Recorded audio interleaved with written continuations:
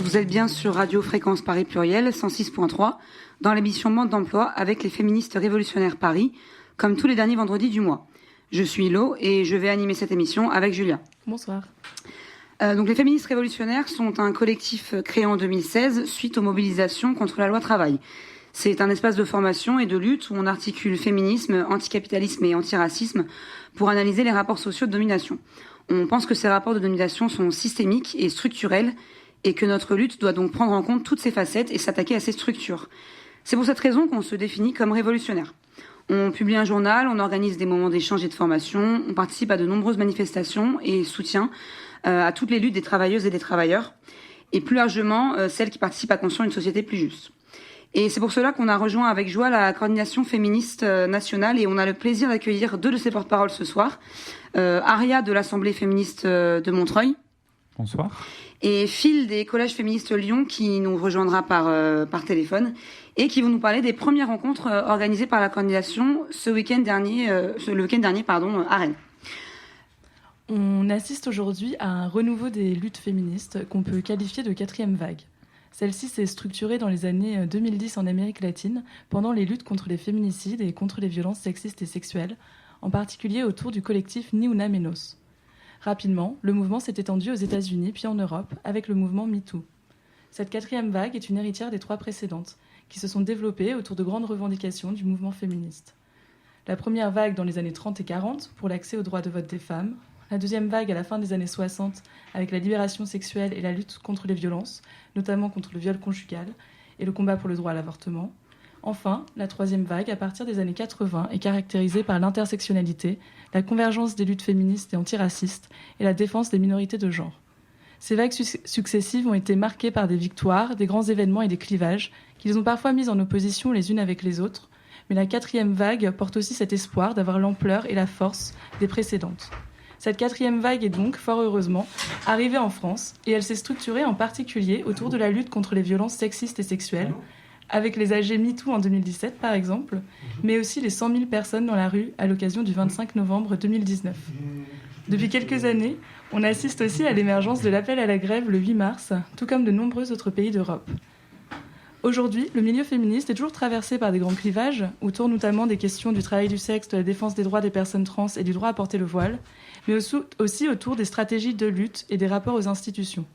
Les luttes féministes actuelles font face à la montée de l'extrême droite et des tentatives d'instrumentalisation. En témoigne d'une part l'utilisation de son discours à des fins racistes et transphobes de la part de groupes soi-disant féministes. D'autre part, les agressions par des groupuscules fascistes se multiplient. Comme on l'a vu à Lyon en avril dernier contre la marche lesbienne, l'attaque d'un jeune militant antifa à la gare de Lyon à Paris, ou bien la présence de l'extrême droite lors de la marche Nous Toutes le 20 novembre à Paris. Alors on va prendre Phil au téléphone avant de finir cette petite introduction. Bonsoir, Phil, tu nous entends ? Oui, bonsoir, je vous entends. Très bien, donc voilà, Phil nous rejoint depuis Lyon pour cette émission. Donc pour continuer un peu sur cette contextualisation, en fait, face à ces poussées réactionnaires et à la casse sociale qui s'accélère de plus en plus, il est apparu à de nombreux collectifs et militants engagés dans les luttes sociales de faire converger nos mouvements afin de créer un vrai rapport de force, de partager nos ressources et de développer une stratégie commune pour faire face aux menaces que le capitalisme et le patriarcat font peser sur nos droits et sur nos vies. De telles initiatives de rassemblement et de coordination ne se sont pas vues en fait depuis des années dans le mouvement féministe en France, qui manquait jusqu'ici d'un cadre fédérateur. Les dernières rencontres féministes à l'échelle nationale, elles remontent à Paris en janvier 1996, lors des assises nationales pour les droits des femmes, qui ont réuni 2000 personnes à l'appel du CNDF. Donc tout cela, en fait, tout ce contexte nous amène en janvier 2022 à la création d'une coordination féministe nationale qui rassemble aujourd'hui pas loin de 100 collectifs de toute la France autour de positions et de luttes communes et qui ont organisé donc le week-end dernier à Rennes, les 22 et 23 janvier, leur première rencontre nationale. Et c'est pour cela qu'on est avec Aria de l'Assemblée féministe de Montreuil et Phil des collèges féministes Lyon, qui font partie des porte-paroles de la coordination et qui vont nous parler un peu de ce week-end. Et du coup, Aria et Phil, est-ce que vous pourriez vous présenter la coordination et nous raconter un peu plus précisément comment elle s'est créée? Ouais. Alors,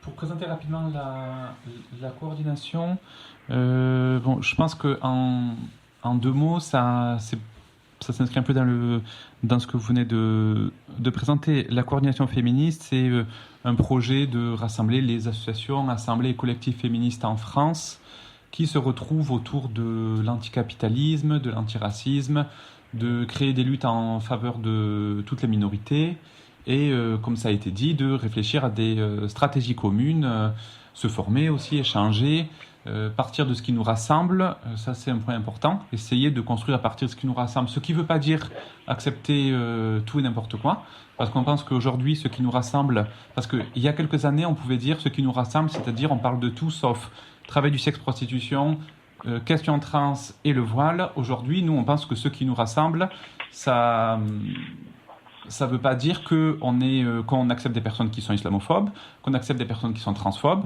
et sur la question du travail du sexe, nous on pense que il peut y avoir des débats théoriques sur travail du sexe, prostitution, voilà, mais par contre on pense qu'on est en faveur de la défense et de l'auto-organisation des travailleuses du sexe, et que c'est voilà, du coup après on peut accepter des collectifs, des associations, des assemblées qui peuvent se revendiquer de certaines positions, mais que quand même le prérequis c'est ça, donc c'est aussi de respecter en tout cas celles et ceux qui s'auto-organisent sur ces questions.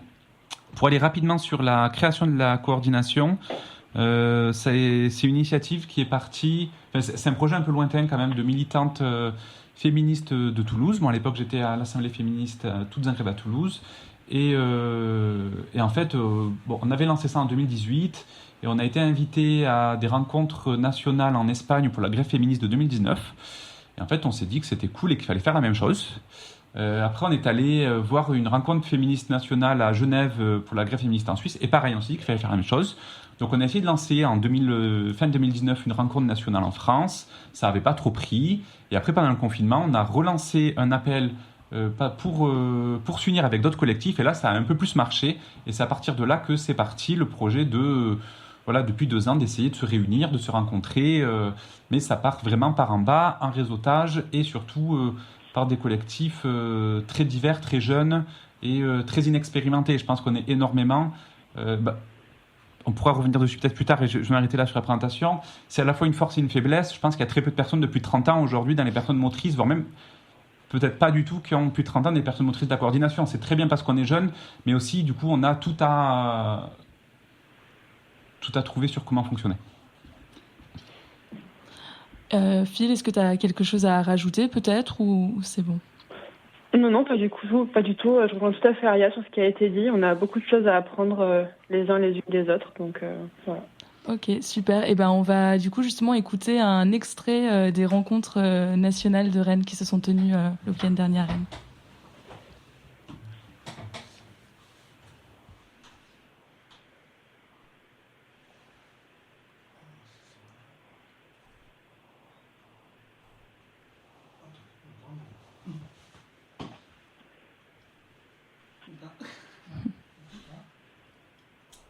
Technique, excusez-moi. Depuis le début, la coordination est animée par au moins 2 dynamiques fortes et essentielles: faire du collectif et créer un espace de discussion. Faire du collectif, nous pouvons le constater ce week-end, même si tout n'est pas satisfaisant, nous sommes fiers du travail mené et de ces rencontres, et ces rencontres sont la preuve. Nous sommes aujourd'hui près de 60 collectifs présents, plus de 250 personnes ici aujourd'hui à Rennes, sans compter les nombreuses autres demandes que l'on a eues, et les 25 collectifs qui vont nous suivre en visio pendant tout le week-end. Donc je pense qu'on peut s'applaudir et faire du travail.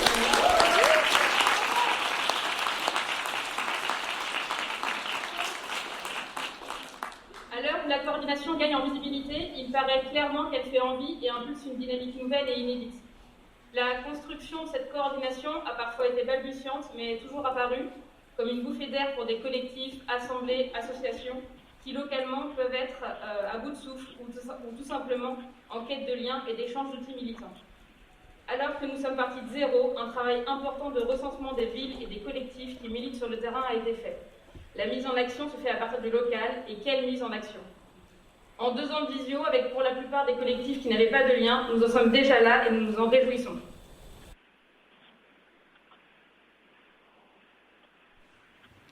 Donc c'était une de nos camarades aux rencontres de ce week-end, et justement en fait on se demandait en fait comment on fait pour réunir comme ça sans organisation féministe sur un week-end dans une ville en France.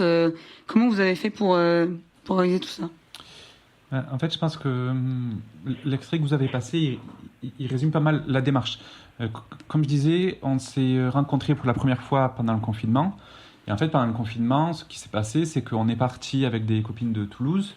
On a cherché sur les réseaux sociaux tous les collectifs qui appelaient à des manifestations de rue pour le 25 novembre et le 8 mars de l'année d'avant. Donc on a fait tout un travail de fourmi de faire un recensement de tous les collectifs de lutte qui existent et de réseautage. Et ça a été ce travail-là pendant 2 ans, jusqu'en septembre, quand on a lancé l'idée d'organiser ces rencontres, parce qu'on s'est dit que la situation sanitaire le permettait. Et là, là, je pense que ce qui s'est passé, c'est à peu près la même chose. C'est tout un tas de collectifs. Je sais que vous, ça a été le cas, par exemple, sur Paris. Quand le collage féminicide est arrivé, des personnes ont aussi fait marcher leur réseau pour appeler d'autres. À Lyon, à Grenoble, à Rennes, à Rouen, un peu partout. En fait, c'est comme ça qu'on arrive, je trouve, Enfin, c'est ce truc de... vu qu'il n'y a pas d'instance nationale, et à la fois notre force, c'est de se dire qu'on part du local et que tout le monde cherche autour pour agrandir. Il y a ça, et après, je pense que ce qui a fait qu'on a été autant, c'est que l'initiative a plu, parce que, comme vous le disiez en introduction, on est divisé, des fois sur des trucs importants, mais des fois non, on est dans des trucs locaux, et en fait, le confinement, ça nous a quand même mis un coup de massue de se rendre compte, de prendre conscience que, en restant dans nos trucs locaux, dans nos luttes défensives, dans la division, en fait, on perd, mais on perd beaucoup. C'est pas juste on perd 2 ans de retraite. C'est on a un régime capitaliste qui se transforme en régime autoritaire et qui depuis 2 ans nous en met plein la gueule. Et je pense que dans le mouvement féministe, il y a aussi ce truc de se dire bon, maintenant, il faut qu'on prenne nos choses en main et il faut qu'on s'unisse. Et je pense que ça fait partie du fait que ça a fonctionné. Et du coup, est-ce que vous pouvez raconter plus précisément comment ça s'est déroulé à Rennes, quel était le programme, etc.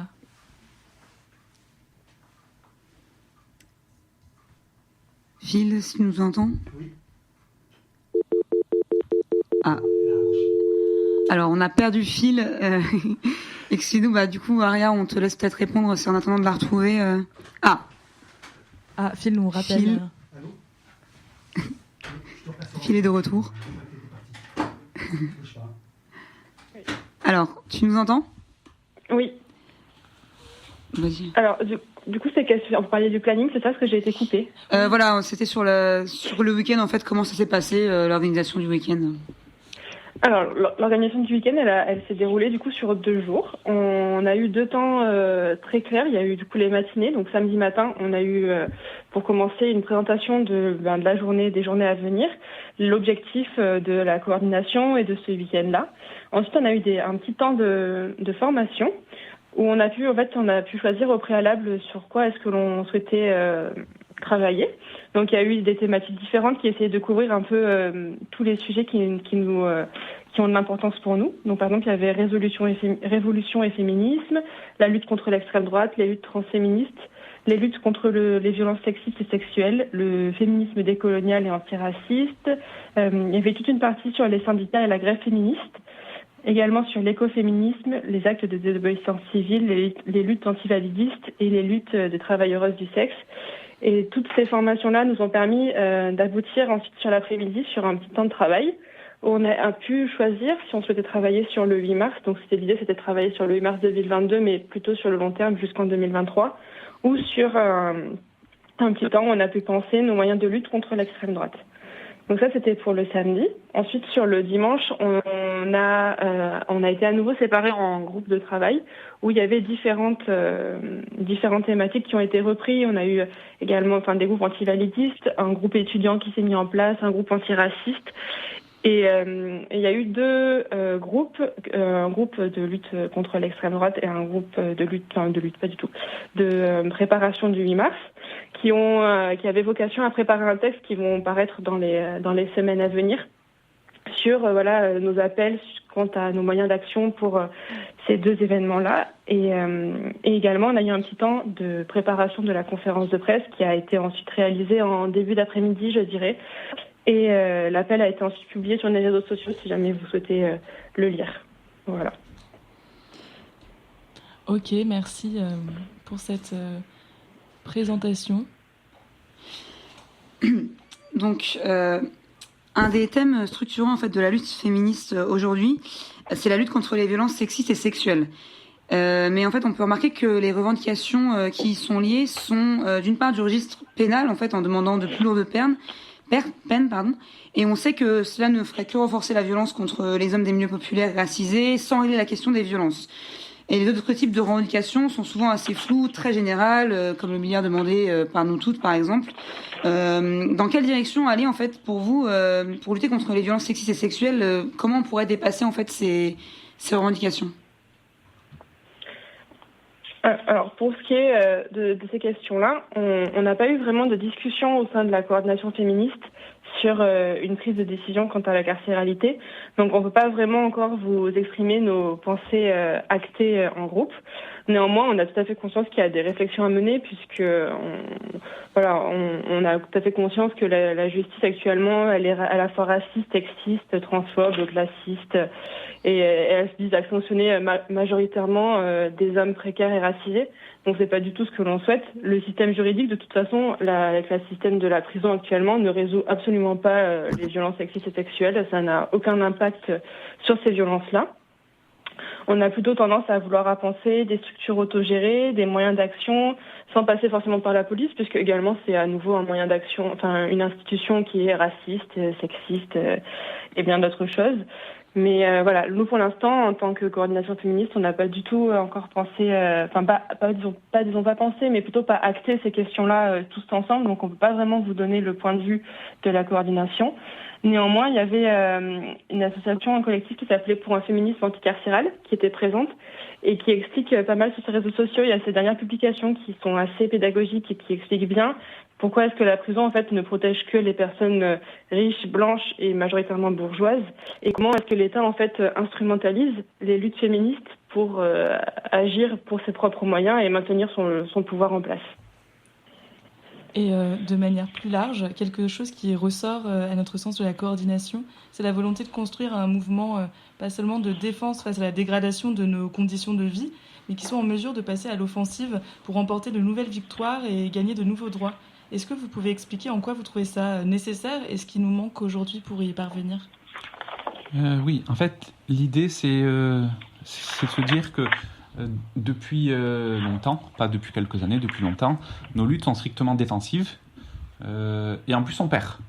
La dernière fois qu'on a gagné, alors il y a eu un peu les retraites, mais c'est à moitié nous, à moitié le confinement.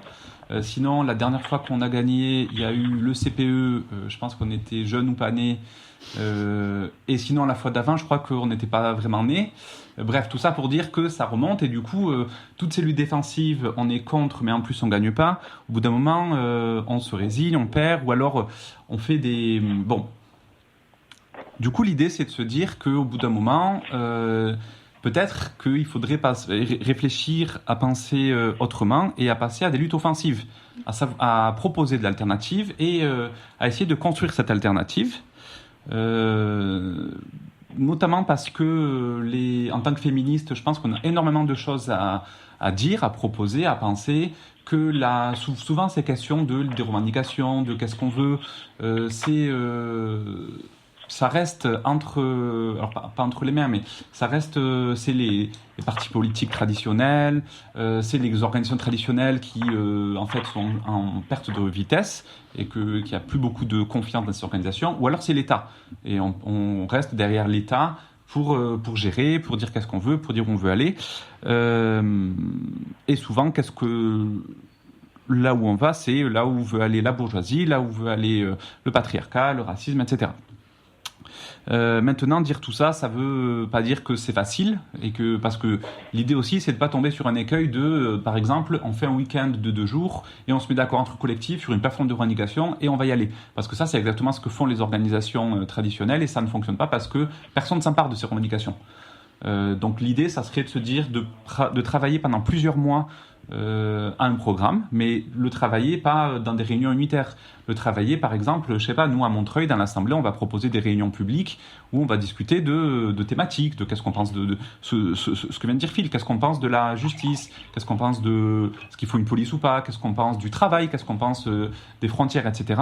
Et l'idée, ça serait qu'un peu partout, ça discute de ça, et qu'à l'été prochain, on se réunisse dans de prochaines rencontres pour faire un état de lieu de où on en est, est-ce qu'il y a des choses sur lesquelles on peut se mettre d'accord, et quelque chose sur lesquelles, on reviendra après sur la question de la grève féministe, mais pour la grève féministe du 8 mars 2023, quelque chose à dire, voilà, nous, c'est ça qu'on veut.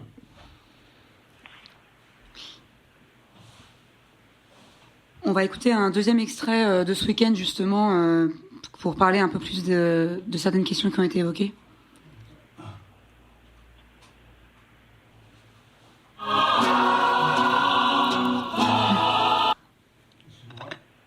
C'était pas ça.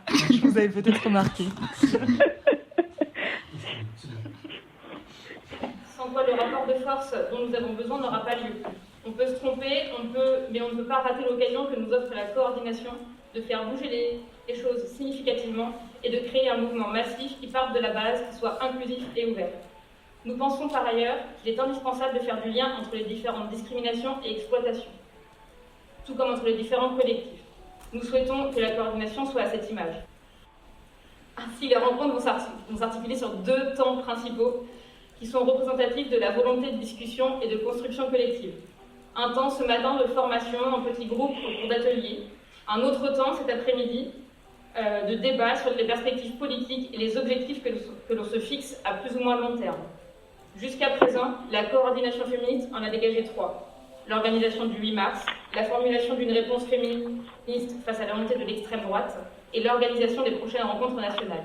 Nous proposons que ce week-end permette de discuter et d'avancer sur ces 3 questions.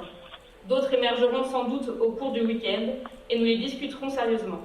Faisons en sorte, individuellement et collectivement, de quitter ce week-end avec des réponses, mais aussi, et peut-être surtout, des tas de questions nées de l'envie de s'impliquer, de travailler ensemble dans ce commun. Et ça va être trop bien.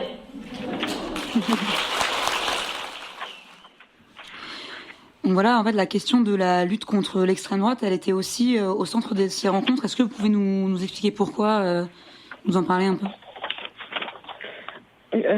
Clairement, oui, la lutte contre l'extrême droite, elle est au centre de nos réflexions, puisqu'on remarque qu'il y a de plus en plus en France une montée, que ce soit des personnalités d'extrême droite, mais aussi des politiques et des idées d'extrême droite. Pour n'en citer que quelques-unes, on peut parler de la lutte contre le wokisme que fait le gouvernement, ou la loi qui est en train de passer sur l'interdiction du hijab en compétition, des personnes qui parlent de l'épidémie trans, et également de la loi de la conjugalisation de l'AAH.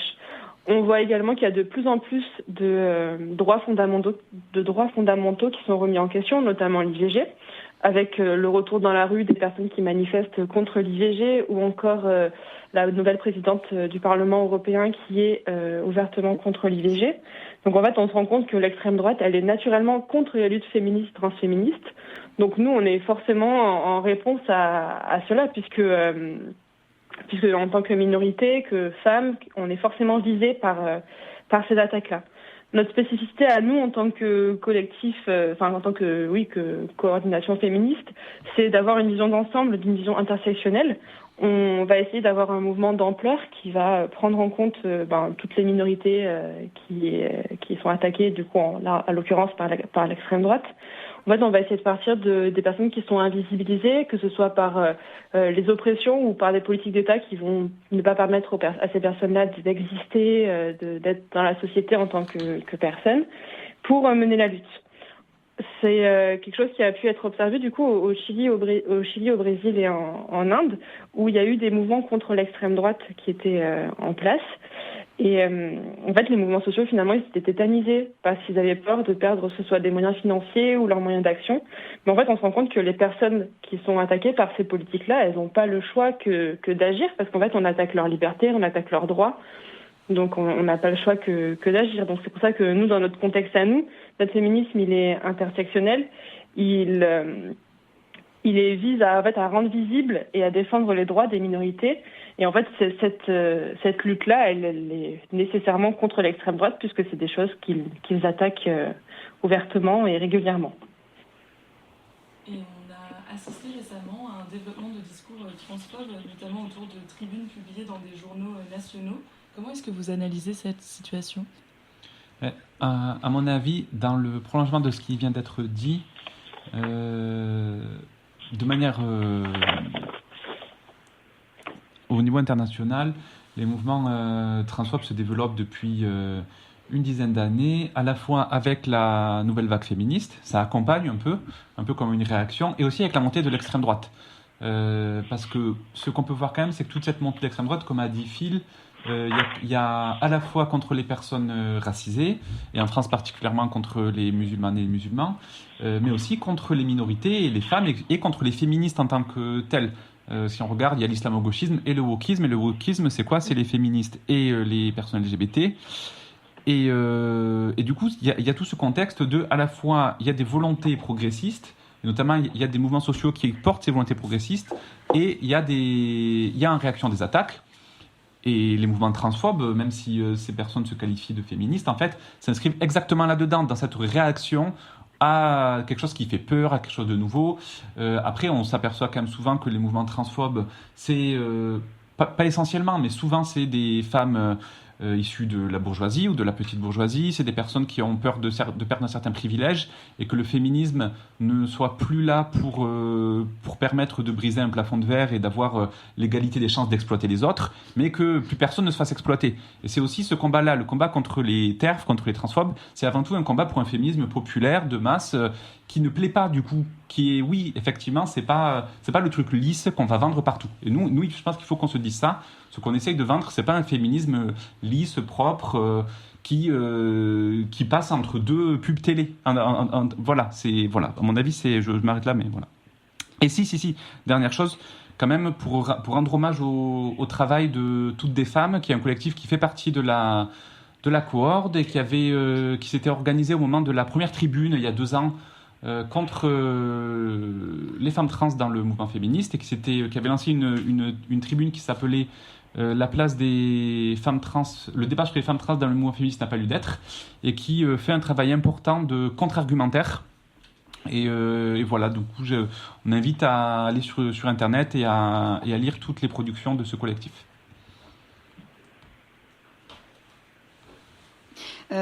Merci Aria, Phil, on va faire une petite pause musicale et on reprendra après sur la coordination. Avec... Ah, ça ne marche pas.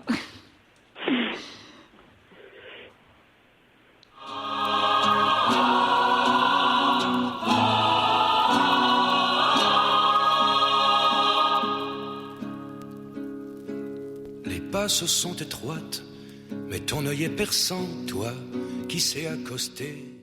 Un ami, ainsi de cet ami, elles font un otage.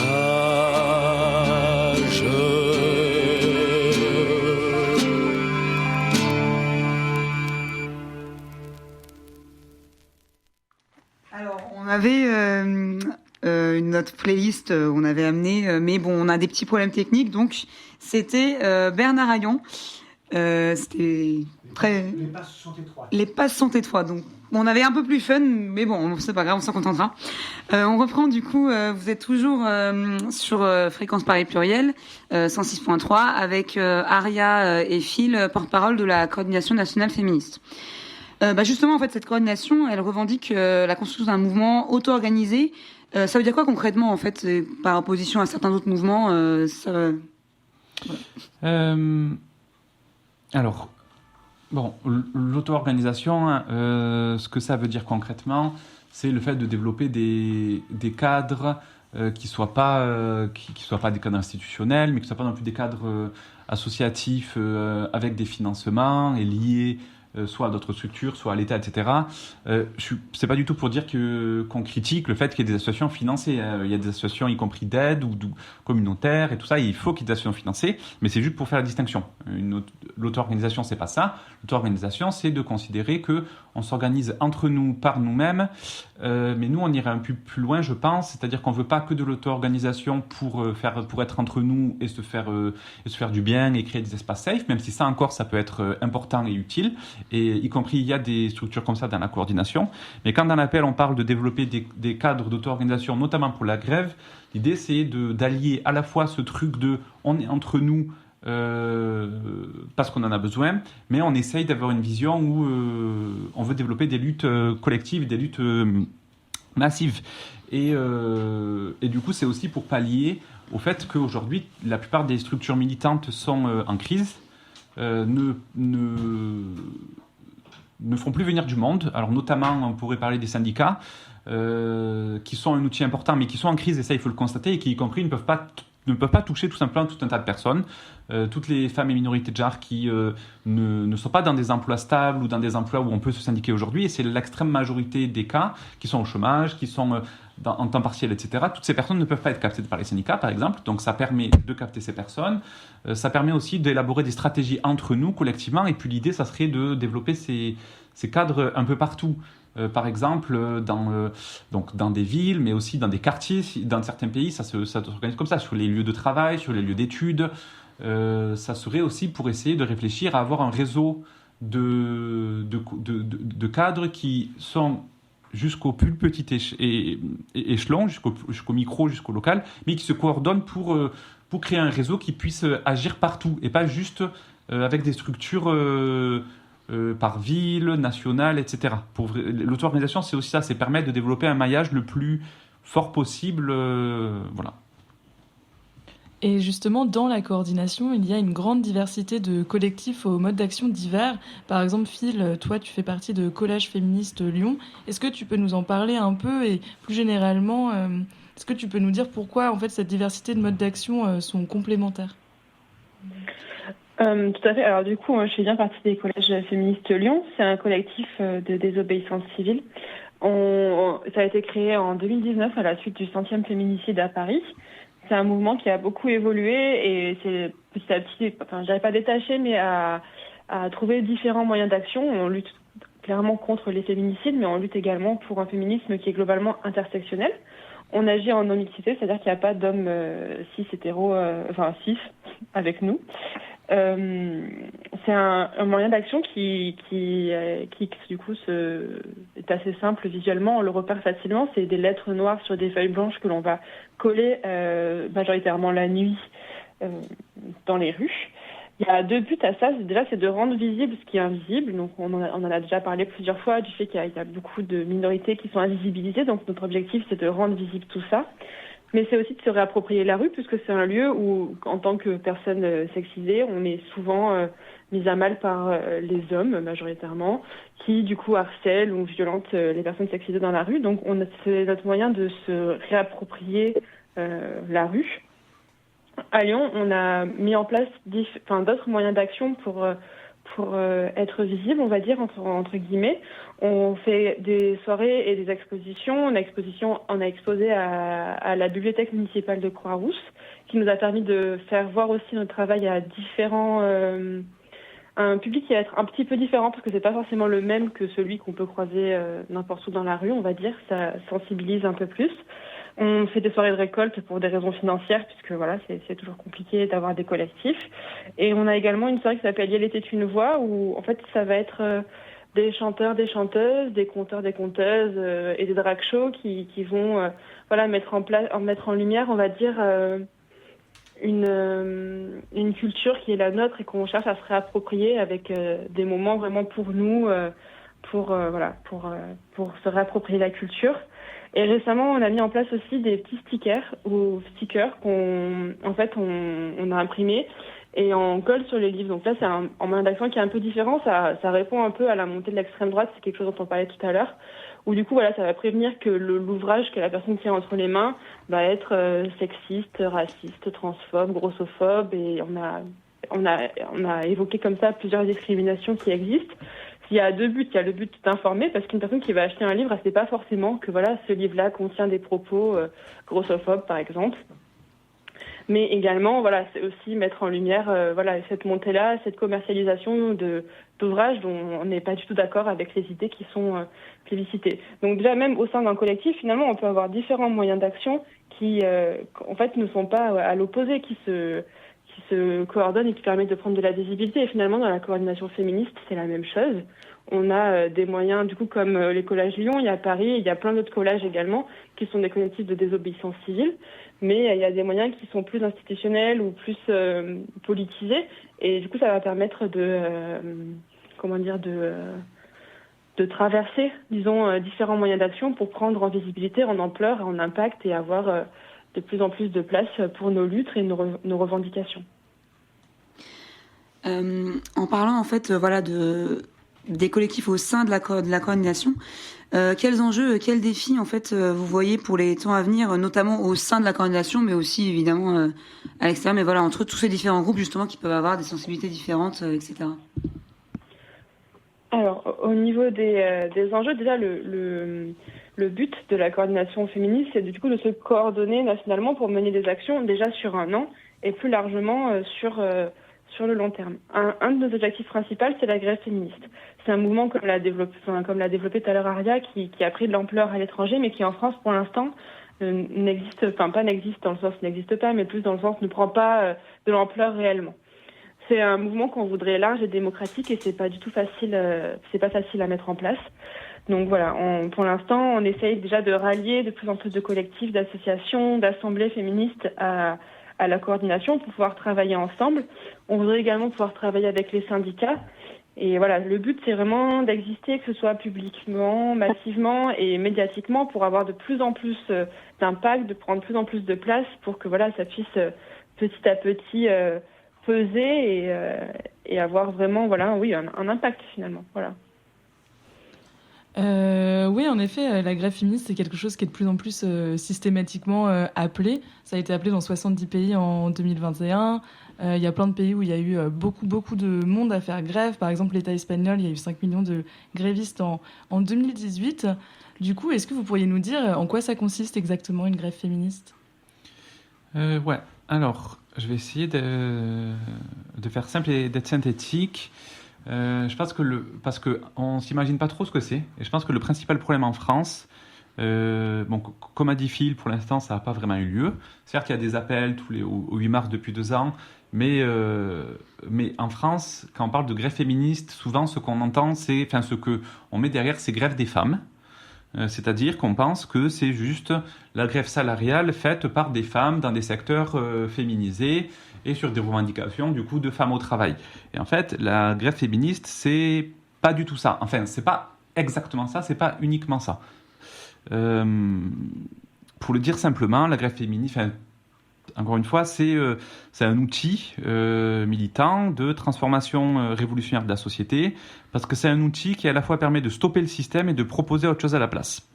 Je vais expliquer, mais avant ça, juste quelques mots. Aussi, la grève féministe, c'est pas juste le 8 mars.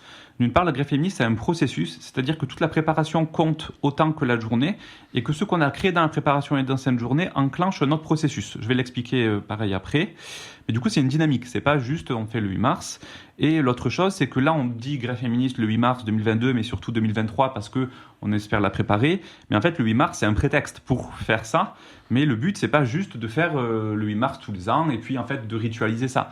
Le 8 mars, c'est une répétition on teste cet outil, mais l'objectif, c'est aussi d'être capable de l'utiliser à d'autres moments, parce qu'on prendrait la confiance en le faisant. S'il y a des millions de personnes dans la rue qui viennent pour le 8 mars, qui reconnaissent y compris une structure qui appelle à ça, ça fait qu'on a une légitimité, comme ce qui s'est passé au Chili, où la coordination 8 mars avait appelé à la grève féministe pendant 2 ans, il y avait une grève féministe de masse. Ensuite, il y a eu une révolte. Pendant cette révolte, en octobre, à un moment donné, ils n'avaient plus de stratégie, et bien la coordination 8 mars, elle a dit « Allez, on fait la grève féministe ». Et en 3 jours, tous les mouvements sociaux ont suivi, le gouvernement a plié et a dit « Bon, on va réécrire la Constitution ». Donc c'est pour dire que le but, c'est pas... Voilà. Rapidement, Du coup, par rapport à la grève féministe, souvent quand on pense à la grève générale, mais quand on pense à la grève générale, c'est en fait, on pense qu'il y a un maximum de monde qui ne va pas travailler, qui défile dans les rues. Par exemple, le 5 décembre 2019, pour les retraites, c'était historique parce qu'il y avait énormément de personnes grévistes et des centaines de milliers de personnes dans les rues. Bon, c'est sûr c'était quelque chose, mais quand on regarde dans les détails, c'était pas vraiment une grève générale. Déjà, il n'y avait que peu de secteurs véritablement en grève, mais surtout, même s'il y avait eu plus de secteurs en grève, souvent on considère que c'est réussi parce que par exemple, il y a 100% des cheminotes et cheminots qui sont en grève, ou des profs, etc. Mais par exemple, si 100% des profs sont en grève, qui va s'occuper des enfants ? Ça, on n'y pense jamais, et pourtant c'est essentiel, et on le voit avec le Covid. Pourquoi l'État ne va pas fermer les écoles ? Parce que s'il n'y a plus personne pour s'occuper des enfants, les personnes ne vont pas travailler, ça paralyse véritablement la société. Donc il faut qu'on pense à qui s'occupe des enfants. Est-ce que ça va être les crèches ? Bon, alors il faut que le personnel des crèches soit en grève si on veut qu'il y ait une grève générale. Mais du coup, qui c'est qui va s'en occuper ? Est-ce que c'est les mères ? Non, on ne veut pas que ce soit ça parce qu'on est féministe. Mais du coup, comment on fait ? Et en fait, c'est ça la question de la grève féministe. Parce que si on laisse... c'est penser à tout ça, mais surtout penser aussi au fait que si finalement tout le monde fait grève et qu'on laisse le bébé tout seul pendant 24 heures, c'est de la maltraitance. Et nous, on ne veut pas faire de la maltraitance. Donc en fait, c'est réfléchir à qu'est-ce qu'on met en place à la place. Pour que d'une part, ça ne repose pas sur le travail salarié, d'autre part, ça ne repose pas individuellement sur une personne parce qu'on lui a assigné cette tâche. Du coup, on réfléchit par exemple à une grande garderie autogérée où des personnes se relayeraient pour garder les enfants, mais aussi avec des personnes qui sont à l'aise avec ça et qui peuvent théoriser là-dessus parce que c'est leur travail. On peut aussi être en concertation avec des enfants. Bref, c'est réfléchir à tout ça, la grève féministe. C'est se poser toutes ces questions et donc pendant qu'on fait la grève, en même temps, on crée. Mais ça, c'est un exemple un peu facile parce que pour expliquer encore un peu mieux la grève féministe, si on élargit et par exemple qu'on pense à la santé, on ne peut pas juste transposer la chose parce que, par exemple, on ne peut pas dire « allez, on quitte l'hôpital et on installe un hôpital autogéré ». Ça nécessite des infrastructures, de la technologie, etc. qu'on n'a pas, nous, en tant que mouvement féministe et surtout qui existe déjà. Du coup, c'est là où on lit cette question à quel programme on peut mettre en place, c'est quoi notre alternative ? Sur la santé, c'est juste quelques pistes comme ça qu'on n'a pas discuté, mais par exemple, on peut imaginer qu'on voudrait qu'il y ait un maximum de dispensaires partout pour couvrir les déserts médicaux. Bon, ça, c'est quelque chose qu'on pourrait faire en discutant avec des infirmières, des médecins, etc. Mais pour les hôpitaux, par exemple, si on veut des hôpitaux gratuits, comment est-ce qu'on fait ? Comment est-ce qu'on met ça en place ? Comment est-ce qu'à un moment donné, du coup, y compris, on dégage Martin Hirsch et c'est les salariés qui s'en occupent ? Est-ce qu'on peut faire ça le 8 mars ? Je ne pense pas, mais par contre, on peut penser à tout ça en amont. On peut réfléchir du coup à c'est quoi notre programme, comment est-ce qu'on arrête tout et comment est-ce qu'on change les choses. Et y compris, on peut faire en sorte que les personnes se posent ces questions, que les salariés de l'hôpital réfléchissent stratégiquement à, en fait, comment est-ce qu'on pourrait faire ça différemment. Du coup, finalement, construire une coordination féministe autour de la grève féministe, c'est élaborer des revendications ensemble et c'est permettre à un maximum de monde de s'emparer de ces questions stratégiques. Travailler la grève féministe toute l'année, c'est permettre à ce qu'il y ait un maximum de militantes féministes qui réfléchissent à stratégiquement comment on prend le pouvoir collectivement. Ce qui aujourd'hui est ce qu'on ne discute plus et ce qu'on ne fait pas. Et du coup, c'est permettre de réfléchir à tout ça. Voilà. Donc du coup, voilà, justement, en fait, faire de cette date un événement fort, ça demande, voilà ce qu'on a dit, un vrai travail d'organisation, de préparation sur le long terme. Donc l'accord se mobilise quand même pour le 8 mars 2022. On va suivre les appels de grève, on va essayer de descendre un maximum dans la rue. Mais l'idée, c'est vraiment de se mettre au travail dès maintenant, dès aujourd'hui, là, pour 2023 et évidemment 2024 et pour d'autres dates, comme tu l'as dit. Et donc voilà, en fait, pourquoi il faut un an finalement pour préparer une grève et comment on va faire ? Alors, pourquoi est-ce qu'il faut un an ? Bon, déjà parce que on n'invente pas, en Suisse, par exemple, elles se sont dit à un moment donné, on veut faire la grève féministe, et bien du coup, on va la travailler pendant un an pour la travailler sérieusement. Donc je pense qu'il y a quand même cette question qu'on se rend compte en France que le 8 mars, on l'organise tout le temps un mois et demi avant. Il y a un appel à manifestation qui sort 15 jours avant. Et on va dire, on fait la grève, mais en fait, c'est appelé 15 jours avant et c'est pas travaillé sérieusement. Et notamment si on dit que nous, ce qu'on veut mettre en mouvement, c'est l'extrême majorité de la population qui occupe tous les travails invisibles qui sont au centre, mais qui sont dispersés partout. C'est pas juste un appel... En plus, un appel dans des réseaux militants, etc. Même si on avait des moyens, par exemple, nous toutes a des moyens, mais nous toutes n'a pas des moyens de toucher les masses. Du coup, c'est aussi, y compris, avoir un peu de modestie et se dire que si on veut donner les moyens de tout ça, il faut le travailler.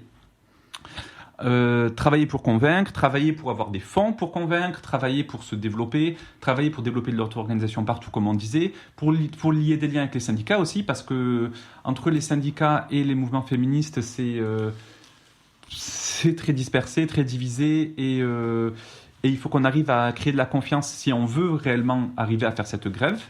C'est-à-dire à la fois nous qu'on se dise qu'il faut aller vers les syndicats, mais que les syndicats, y compris, se rendre compte de la force qu'on peut être et qu'on est, qu'aujourd'hui, c'est pas pour rien que la plupart des jeunes femmes et minorités de genre qui s'organisent, qui militent, sont dans le mouvement féministe et sont dans les collectifs qui se reconnaissent dans la coordination. Et du coup, à un moment donné, si toutes ces organisations veulent parler et convaincre ces jeunes, il faudrait qu'on discute ensemble. Et après, la question de pourquoi est-ce qu'on prend du temps. Voilà, moi je reviens sur la question du travail, sur ce qui a été dit. L'idée du coup de penser à l'intégralité de la société, c'est de penser à qu'est-ce qui permet de faire tourner la société. Comme on l'a dit, on a parlé des enfants. Parce que si personne s'en occupe, il n'y a plus de société. Pareil pour la santé. Donc, ce sont des travails essentiels. Pourtant, aujourd'hui, ils sont invisibles. Ce qui est gratifié socialement dans le capitalisme et ce qui est valorisé, c'est-à-dire ce sur quoi le capital se fructifie, c'est les traders, les banquiers, c'est avoir des vues, des likes sur les réseaux sociaux. C'est pas soigner les autres, c'est pas nourrir, etc. Donc, l'idée fondamentalement, c'est de mettre la vie au centre et tous les métiers nécessaires. Et du coup, tout ça prend réellement du temps pour que tout le monde se rende compte de sa force et de pouvoir bloquer. Si on veut vraiment faire une grève féministe de masse qui paralyse et qui propose autre chose, mais il faut aussi du coup réfléchir à tous ces liens. Et moi, je voulais finir là-dessus sur cette question parce que c'est un truc dont on n'a pas discuté pendant le week-end. Aujourd'hui, quand on parle des travaux qui sont au centre, qui sont essentiels, des travails au centre et essentiels, c'est notamment les femmes et minorités de genre qui les font. C'est pour ça que la grève féministe se centre là-dessus. Mais il y a y compris toute une population qui font ces travaux aussi, c'est les migrants et les migrantes. C'est pas pour rien. Je pense qu'on peut revenir à des écrits de Frantz Fanon qui disaient que les Noirs ne sont pas vraiment des hommes au sens masculin du terme et qui sont aussi assignés à ces travaux. Et je pense que nous, on devrait, si on veut faire une grève féministe générale, si on veut faire une grève de masse, un truc qui réellement s'occupe de toute la société, on devrait nouer des liens avec les collectifs de sans-papiers. Et ça aussi, ça prendra du temps pour travailler. Donc c'est aussi une des raisons pour lesquelles on doit mettre un an pour travailler tout ça. Et justement, maintenant, on va donc, avant de parler de perspectives futures, réessayer de faire une pause musicale avec, on espère, Chef de Yelcha. Non, toujours pas. Toujours pas, donc autre chose.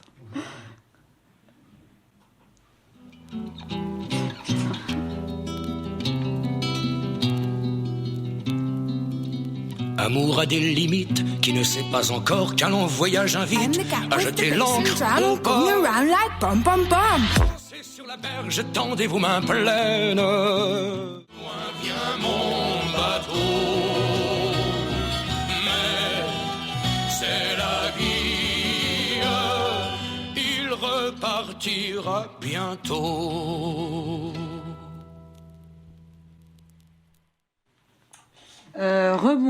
Bonsoir, vous êtes toujours sur Fréquence Fréquence Paris Pluriel. Pardon.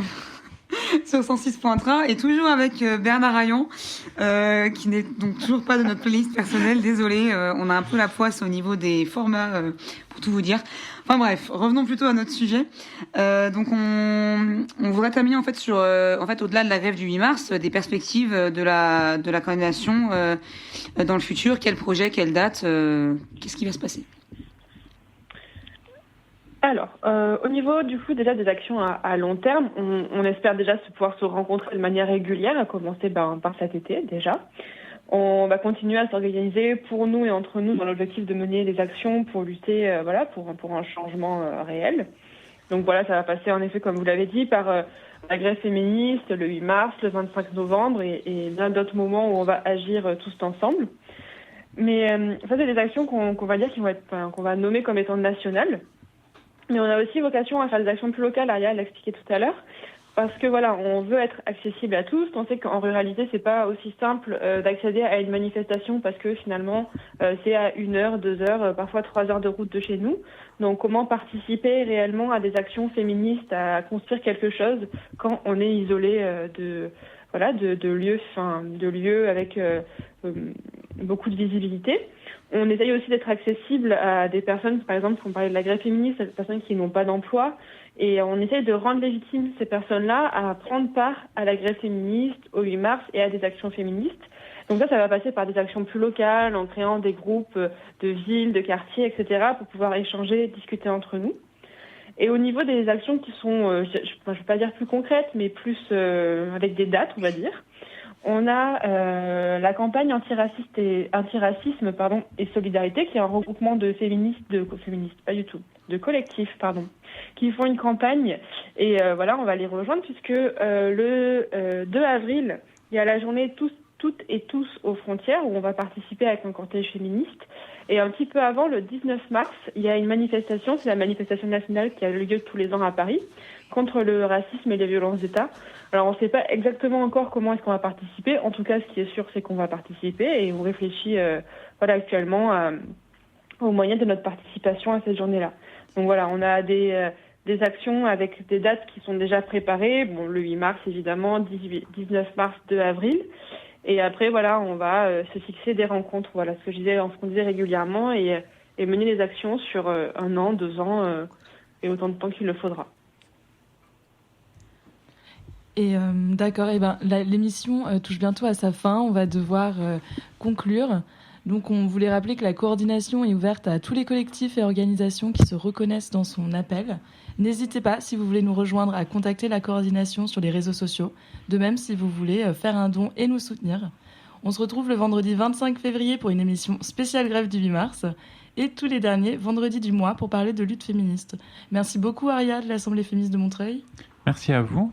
Et merci, Phil, Collège féministe Lyon. Merci. Et merci d'avoir participé à l'émission. Merci beaucoup à Gilles, à la technique. Et merci aux camarades qui nous ont aidés à préparer cette émission. Et on espère finir avec la chanson... Bum Bum Bum de Sam and the Womb, si ça marche. On y croit. The bass and drum going around like bum bum bum.